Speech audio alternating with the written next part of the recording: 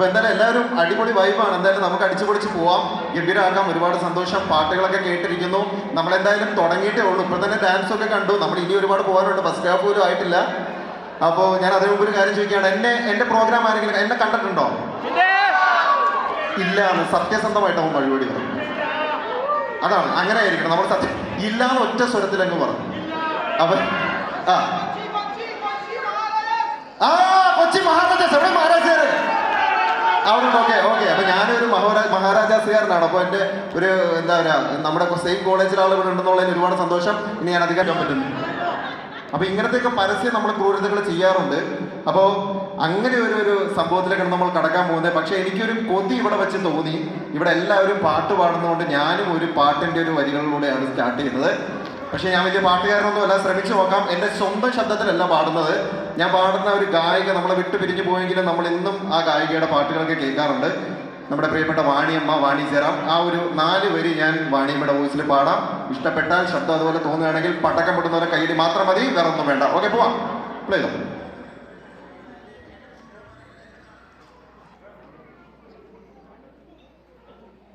പൊളിഞ്ഞു. ഇതെല്ലാ സ്റ്റേജിലും അതെ. അതുകൊണ്ട് ആ മുടി വളർത്തിയിരിക്കുന്ന ആളാണ് പ്രശ്നക്കാരൻ. എല്ലാ സ്റ്റേജിലും പുഴുക്കും ഞാൻ നിന്നിങ്ങനെ. എന്നാ പോട്ടെ, അത് പോട്ടെ. വാണിയമ്മ നമുക്ക് പിന്നെ ചെയ്യാം. എന്ത് ചെയ്യാനാണ്? ഞാൻ അതിനു മുമ്പ് ഒരു കാര്യം ചെയ്യാം. ഇവിടെ ഇപ്പോൾ ഞാൻ ബാക്ക് സ്റ്റേജിൽ നിന്ന് ആലോചിച്ചപ്പോൾ എന്താണ് വെറൈറ്റി ആയിട്ട് ചെയ്യാമെന്ന് ആലോചിച്ചപ്പോൾ ഇവിടെ ഒരുപാട് ആൾക്കാർ, അഫ്സലൊക്കെ വന്നു, ഞങ്ങളൊക്കെ വന്നു. പക്ഷെ നിങ്ങളെല്ലാവരും ഈ ജിപ്സൺ ചേട്ടനൊക്കെ ഒരാളെ മാത്രം വിളിക്കാൻ വിട്ടുപോയി. വേറെ ആരുമല്ല, ആക്ടർ ബാല. ബാലയുടെ ഫാൻസ് ഉണ്ടോ അവിടെ? ബാല ഇവിടെ ഉണ്ടായിരുന്നെങ്കിൽ അദ്ദേഹം എങ്ങനെ സംസാരിക്കും? വളരെ വളരെ ലാജിക്കായിട്ടൊരു കാര്യം പറയട്ടെ.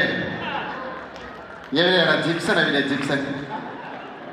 ഇവരെന്നാ വിളിക്കാന്ന് പറഞ്ഞിട്ട് ഈ ഡെൽമയുടെ പ്രോഗ്രാമിന് വിളിച്ചില്ല. അത് റാങ് അല്ലേ? Jipson, this is rang. ഇവിടെ ഒരു കളങ്കല ഷട്ടിട്ട ചേട്ടൻ ഇരിപ്പുണ്ട്. ഇപ്പൊ വലിയ ആളെ എന്റെ തക്കിട് പേര് ജയ്സൺ. പിന്നെ വളരെ ദേശത്തിലായിരുന്നു ബസ്. ഞാൻ ഈ പല മിന്നുന്ന ഈ സാരി എടുത്ത ചേച്ചിയെ കണ്ടപ്പോൾ റൊമാൻറ്റിക് മൂഡ്. എണീറ്റ് കേൾക്കാവോ? ഞാൻ എണീറ്റ്. ഞങ്ങളുടെ നാട്ടിൽ ആലുവ മലപ്പുറത്തില്ല ഇങ്ങനെ തിളങ്ങണം. നല്ലൊരു കൈ കൊടുത്ത ചേച്ചി.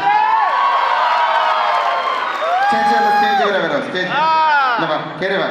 ഇങ്ങ വാടി കള്ളി. ഞാൻ പറയട്ടെ, എന്റെ ഭർത്താവ് ഉണ്ടാ ഇവിടെ? പുറത്ത് പോകുമ്പോൾ അടിക്കരുത് കേട്ടത്. ബാല, ഞാനല്ല. കയറി. കണ്ണിലൊരു കൂളിംഗ് ഗ്ലാസ് വെക്കായിരുന്നു. എന്താണ് പേരെന്താണ്?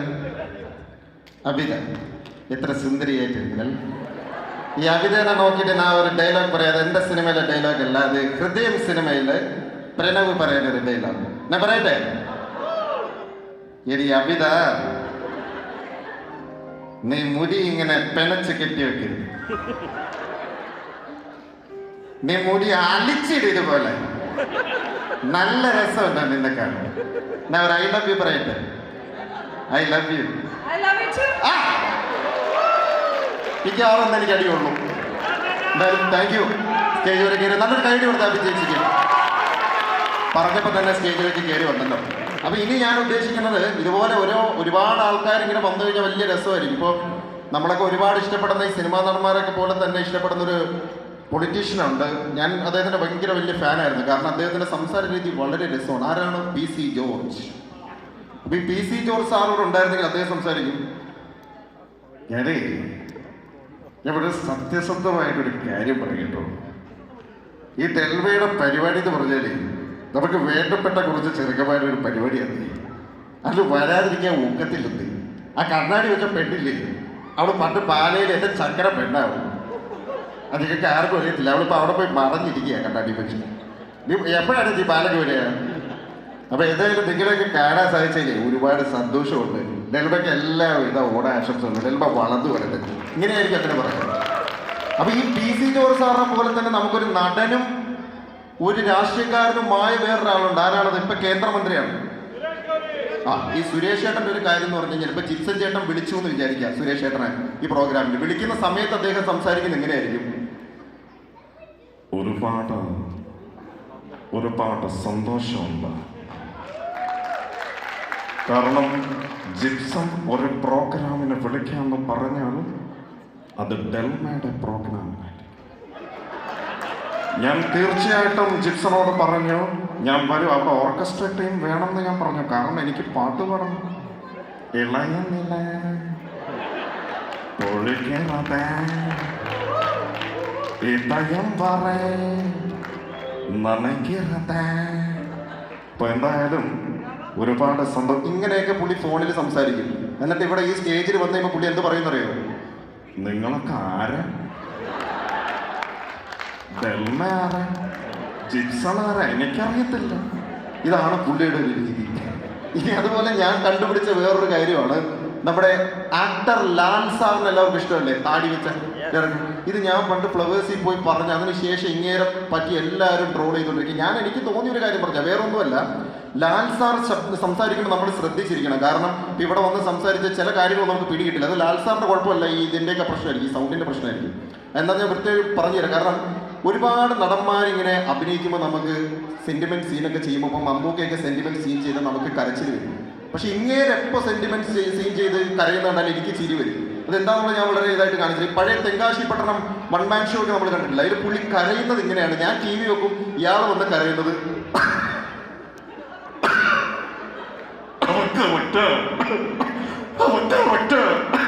എന്റെ ഇഷ്ടമുള്ളത് മാത്രം പറയരുത്. ഇത് കാണുമ്പോൾ ആർക്കെ ചിരി വരാതിരിക്കും. അപ്പൊ ടി വിയുടെ വോളിയം നമ്മൾ കറക്റ്റായിട്ടൊന്ന് കുറച്ചാലാണ് ചില കാര്യങ്ങളൊക്കെ പുള്ളിയുടെ നമുക്ക് പിടികിട്ടുള്ളൂ.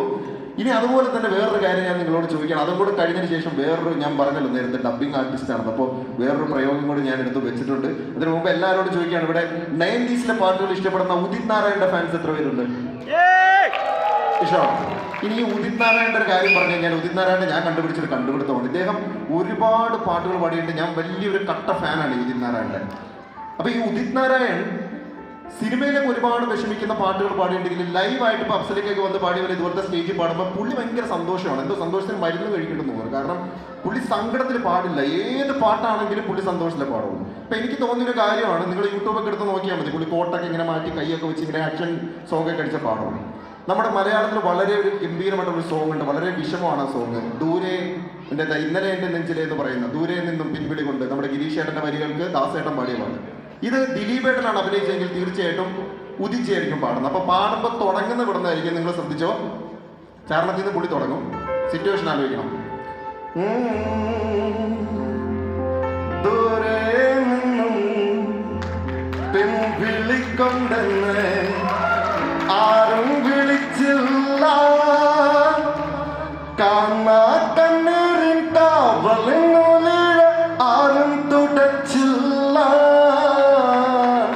ദൂരെ നിന്നും പിൻവിളിക്കൊണ്ടെന്ന് ആരും വിളിച്ചില്ല. ഇനി ശ്രദ്ധിക്കണം. ഈ ചന്ദനപ്പം ചിതയിൽ എന്റെ അച്ഛൻ മരിയുമ്പോൾ, അച്ഛൻ മരിച്ചിടയ്ക്ക് പുള്ളിക്ക് സന്തോഷം. മച്ചകെട്ടാറോ തെങ്ങിപ്പറക്കും അമ്പലപ്രാവുകളോ, അമ്പലപ്രാവുകളോ. ഇനി മെയിൻ സാധനോട്ട് പുള്ളിയുടെ ഇന്നലെ ആഹാ ആഹാ ആഹാ. പാട്ടിന്റെ മൂടെയൊക്കെ മാറിയില്ലേ? ഇങ്ങനൊരു പ്രശ്നമുണ്ട്. ഇനി ഞാൻ ഇവിടെ ചെയ്യുന്നതിന് മുമ്പൊക്കെ ഞാൻ നിങ്ങളോടൊരു ക്വസ്റ്റ്യൻ ചോദിക്കും. വെറുതെ ഇവിടെ ഇങ്ങനെ വരാൻ പറ്റില്ല. US വന്നു കഴിഞ്ഞാൽ നിങ്ങൾക്ക് എന്തെങ്കിലും ഒരു സമ്മാനം എനിക്ക് തരണമെന്നുണ്ട്. അതുകൊണ്ട് ഞാൻ പ്രത്യേകം ഇവിടുത്തെ മക്കഫയുടെ ആൾക്കാരോടൊക്കെ പറഞ്ഞു, എനിക്ക് അവർക്കൊരു സമ്മാനം കൊടുക്കാൻ എനിക്കൊരു സെക്ഷൻ തരണം എന്ന് ഞാൻ ചോദിച്ചു വാങ്ങിയ സെക്ഷനാണ്. അതുകൊണ്ട് ഇവിടുത്തെ സ്ത്രീകൾ മാത്രം ശ്രദ്ധിക്കുക. സ്ത്രീകൾക്കുള്ള ചോദ്യമാണ്. പുരുഷന്മാർ ചാടി ഉത്തരം പറയരുത്. ഞാൻ ഒരു ചോദ്യം ചോദിക്കും, പെട്ടെന്ന് ഉത്തരം പറയുന്നവര്, ആദ്യ ഉത്തരം പറയുന്നവർക്ക് ഞാൻ സമ്മാനം തരും. റെഡിയാണോ? റെഡിയാണോ? എനിക്ക് ഇവിടെ ആരും കാണുന്നില്ലല്ലോ, സ്ത്രീയാണോ പുരുഷനാണോ ഒന്നും മനസ്സിലാവുന്നില്ല. ലൈറ്റ് ഒന്നും ഇടാവും കേട്ടോ. വളരെ ഈസി ആയിട്ടുള്ള ചോദ്യമാണ്, കുസൃതി ചോദ്യമാണ്. പെട്ടെന്ന് പറയുക. ഓക്കെ, ഇപ്പൊ റെഡി, ഇപ്പൊ റെഡി. ആരും കൂട്ടാത്ത കറി. പച്ചക്കറി കൂട്ടുമില്ലേ നമ്മൾ ആഹാരത്തിന്? കഴിക്കില്ലേ? ആരും കൂട്ടാത്ത കറി ഇല്ലില്ല. കൂട്ടുകറിയൊക്കെ കഴിക്കില്ലടോ. യാതൊരു ബുദ്ധിമാൻ. പെട്ടെന്ന് അറിയോ? എന്നാ വേറെ ചോദിക്കാം. തലയിൽ കാല് വെച്ച് നടക്കുന്ന ജീവി. ബാബ കയറുവാ, കയറുവാ, കയറുവാ, കയറുവാ. നല്ല കൈ കൊടുത്ത് നമുക്കൊരു സമ്മാനമുണ്ട്. വാ. ഇനി 2 ചോദ്യങ്ങളുണ്ട്, 2 പേർക്കും കൂടെ ഉള്ളൂ. ശ്രദ്ധിച്ചുത്തരം പറയാം. ഓക്കെ? മനുഷ്യൻ ആദ്യമായിട്ട് ചവിട്ടിയ പാത്രം. സ്ത്രീകളെന്ന് പുരുഷന്മാര് പറയും. ഞാൻ പാത്രം. ആ കണ്ണട വെച്ച ആ ചേച്ചി അതേ തന്നെ. ഓടിയോ നല്ല കൈ കൊടുത്ത്. എനിക്ക് തോന്നുന്നു ആ ചേച്ചിയും പറഞ്ഞു തോന്നുന്നു. 2 പേര് അല്ലേ? ആ ചേച്ചിയും പറഞ്ഞു. 2 പേരും കൂടെ വന്നു. നമുക്ക് 2 പേർക്കും കൂടെ 2 പേർക്ക് നല്ലൊരു കൈ കൊടുത്തേ. ഞാൻ സമ്മാനം തരും പറഞ്ഞേ തരും. വാ കയറും അവർ 2 പേരും. ബാക്കി സോറി, എല്ലാവർക്കും തരാൻ സമ്മാനം എൻ്റെ കയ്യിലില്ല. ഞാൻ ആകെ ഒരു 3 സമ്മാനം കഷ്ടപ്പെട്ട് ഒപ്പിച്ചതാണ്. അപ്പോൾ അവർക്ക് 3 പേർക്കും ഇവർക്ക് 2 പേർക്കുമാണ് യോഗം. അപ്പോൾ നല്ലൊരു കൈയടി. വന്നോ ചേച്ചി വന്നോ? ഓടിയോ. ഞാൻ തരുമെന്ന് പറഞ്ഞു. ഞാൻ നിങ്ങൾ വിചാരിച്ചത് തമാശ എന്ന് വിചാരിച്ചു. പക്ഷെ ഞാൻ ഒരു ഇറക്കണ്ട. ഈ സംഭവം ഇത് ഇറ്റാലിയൻ മെയ്ഡ് ഒരു ഫ്രൂട്ട് പ്ലസ് നട്ട്സിൻ്റെ ഒരു സംഭവമാണ്. നല്ലൊരു കൈയടി കൊടുത്തേ. ഇവിടെ കയറി 3 പേർക്ക് കയറി നല്ല കഴിയും. പിന്നെ ഇത്ര സിമ്പിളായിട്ടുള്ള ചോദ്യം ചോദിച്ചിട്ട് ഇപ്പം മുട്ടായി ഞാൻ കൊടുക്കും. പക്ഷെ ഞാൻ പറയുന്ന ഒരു കാര്യം ഇവിടെ ചെയ്യണ്ടേ? പിന്നെ ഇത് പറ്റി ആരും കൂട്ടാത്ത കറി. ഇതൊക്കെ പിള്ളേർക്ക് LKG പിള്ളേർക്ക് അറിയാവുന്ന ഉത്തരങ്ങളാണ്. ഞാനിവിടെ കുറേ നേരമായിട്ട് മിമിക്രി ചെയ്ത് ഇവരെല്ലാവരും ഇന്ന് ആസ്വദിക്കുന്നു. ഇനി ഇവര് മിമിക്രി ചെയ്ത് എങ്ങനെ ഉണ്ടാവും? നമുക്കൊന്ന് ചെയ്യിപ്പിച്ച് നോക്കാം. വേറെ ഒന്നുമില്ല, അധിക സമയം നമ്മൾ എടുക്കുന്നില്ല. നമ്മളെല്ലാവരും കണ്ട ചിത്രമാണ് മണിച്ചിത്രത്താഴ് എന്ന് പറയുന്ന സിനിമ. അതില് സുരേഷ് ഗോപിയും ശോഭനയും തമ്മിലൊരു രംഗമുണ്ട്. ഏതാണ്? ഗംഗ ഇപ്പൊ എവിടെ പോകുന്നു? ഗംഗ ഇപ്പൊ പോവണ്ട. അതെന്താ ഞാൻ പോയാലേ? ഗംഗ പോണ്ടെന്നല്ലേ പറഞ്ഞേ? ഇപ്പൊ മാറണം. ഈ സാധനം വന്ന അവിടെ മനസ്സിലായില്ലേ? അപ്പൊ നമുക്ക് ഓരോരുത്തരെ കൊണ്ട് ചെയ്യിപ്പിച്ച് നോക്കാം പെട്ടെന്ന്. നല്ലൊരു കൈ കൊടുത്തവർക്ക് വേറെ ഒന്ന് പിടിച്ച്. അപ്പൊ ഇതാണിത് ഇവിടെ നിൽക്കുന്നത്. ഇതാണ് അക്ഷയ. നേരത്തെ എൻ്റെ പാട്ടിടാൻ വേണ്ടി ടൈമിങ് തെറ്റിച്ച കൃഷിൻ്റെ ഭാര്യ. കറക്റ്റ് ആളെ തന്നെ കിട്ടി. അപ്പോൾ ഇത് ഡയലോഗ് അറിയാലോ? ഞാൻ പറഞ്ഞു തരണോ? ഒരു മൈക്ക് തന്നെ പെട്ടെന്ന് അവർക്കൊരു മൈക്ക് കൊടുത്തേ. ഒരു മൈക്ക് ഒന്ന് കൊടുത്തേ. പാസ് ചെയ്തിട്ട് നമുക്ക് അധികം സമയമില്ല, പെട്ടെന്ന്. ഓക്കെ, ഞാൻ സുരേഷ് ഗോപി, ശോഭന. ചോദിച്ചാട്ടാ ഒന്ന് സപ്പോർട്ട് ചെയ്യണേ. ബാഹുബിലേക്ക് കയറിയിരുന്നോ? ഞാൻ ചോദിക്കും ഗംഗ ഇപ്പൊ എവിടെ പോകുന്നു? അപ്പൊ അല്ലിക്ക് ആവർ കൊടുക്കാൻ പോകുന്നു. ഗംഗ ഇപ്പൊ പോകണ്ട. അതെന്താ ഞാൻ പോയാല്? ഗംഗ ഇപ്പൊ പോകണ്ടെന്നല്ലേ പറഞ്ഞേ? വിടമാട്ടെ എന്നെ ഇങ്ങിരുന്ന് ഇതും പോകാൻ വിടമാട്ടെ. അയോഗ്യനായ പിന്നെ അങ്ങ് കയറിക്കോളാം. ഓക്കെ, പോവാ. ചോദിച്ചാട്ടാ ഒന്ന് വായിച്ചേ. ഗംഗ ഇപ്പൊ എവിടെ പോകുന്നു?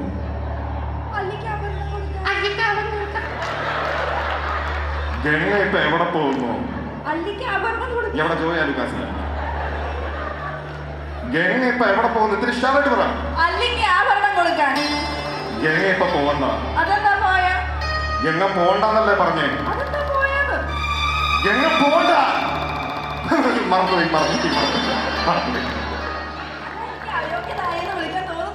അയോഗ്യനായെന്ന് വിളിക്കുക. അതിന് കൂടി ഇതാണ് കൃഷ്ണനെ രാത്രി വിളിക്കുന്നത്. പറ. ഒരു ചാൻസ് കൂടെ പെട്ടെന്ന് കയറാം. ഗംഗ ഇപ്പൊ എവിടെ പോകുന്നു? എവിടെ? അല്ല, ഞാൻ പറഞ്ഞില്ല. ജോയ് ആലുക്കാസ്. അങ്ങോട്ട് മാറി. എന്റെ കൃഷി വല്ലാത്തൊരവസ്ഥ. എനിക്ക് മനസ്സിലാവും നിങ്ങളുടെ അവസ്ഥ. ഭയങ്കര ഇതെനിക്ക് തോന്നുന്നു ഇത് ചുരിദാറിട്ട ഗംഗ. ഈ ഗംഗ എന്തെങ്കിലുമൊക്കെ ഇവിടെ നടത്തുമെന്ന് എനിക്ക് തോന്നുന്നുണ്ട്. ഈ നാണം. ഗംഗ ഇപ്പൊ എവിടെ പോകുന്നു? ആരും കേട്ടില്ല. ഗംഗ ഇപ്പൊ പോണ്ട. അതെന്താ പോയാല്? ഗംഗ പോണ്ടെന്നല്ലേ പറഞ്ഞേ? അതെന്താ പോയാലെന്ന്? ഗംഗ പോണ്ട.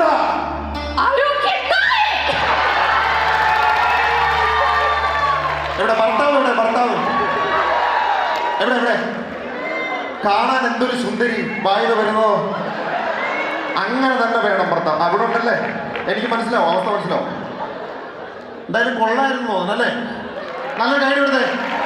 ഞാൻ പ്രൈസ് തരാൻ കൈഡി എടുക്കാം.